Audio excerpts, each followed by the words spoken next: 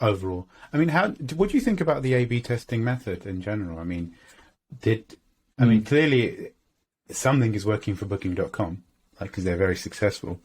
But I've always seen that there's an over reliance on A/B testing that may not be fully accurate. I actually agree. So I think A/B testing is generally a good thing. It brings a level of objectivity and some scientific rigor to design. I think it removes a lot of biases that teams have in their decision making, which might be that the product manager maybe wants a certain feature, or maybe one person feels strongly about it, or there could be some bias in the qualitative research. So it does give you a concrete sort of picture on what the path forward might be, but I don't think it should be the only data point in decision making, because I think you also have these classic problems like false positives or false negatives, where what this might be is, if you think of the medical example of A/B tests, when you're running a clinical study, and then a false positive might be that a test says that someone is pregnant when they're clearly pregnant. So then that's a false positive. I hope that's probably a good example, but that's where you need to sort of also use the common sense and saying, is this actually better? So looking at all the data points. And I think, to be fair, that is more the case at Booking, that there is more maturity there in looking at other data points. But then you also need to look at the business impact as well. So it's a challenging space for designers to work with A/B tests. Yeah, I mean, were you doing a sort of qualitative research as well? Were you actually interviewing people?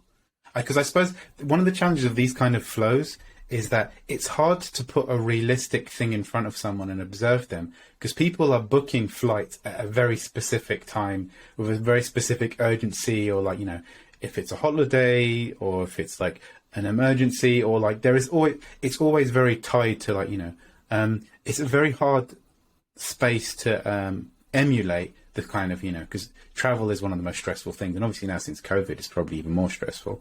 So how do you actually can do that meaningfully? So because the great thing about A/B tests is you're actually observing people doing stuff in real time, but you don't necessarily know why. But exactly. How do you get that from the more qualitative stuff? No, that makes sense.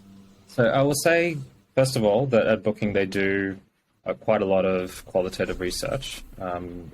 Research is very much part in the DNA of the company, and A/B testing is also a research method. It's just a different kind of research. It's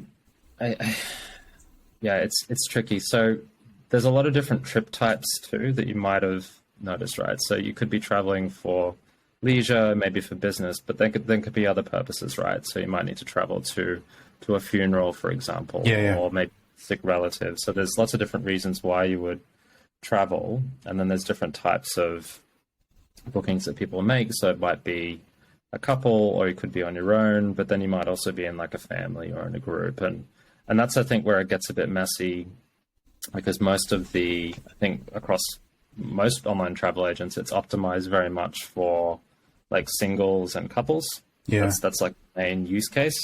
And then I think the missed opportunity is more around groups and families and those other sort of trip types that I think haven't really been served so well, even business, actually. Thank you for listening to today's episode of Design Huddle. The opinions expressed are solely our own and do not express the views or opinions of our employer.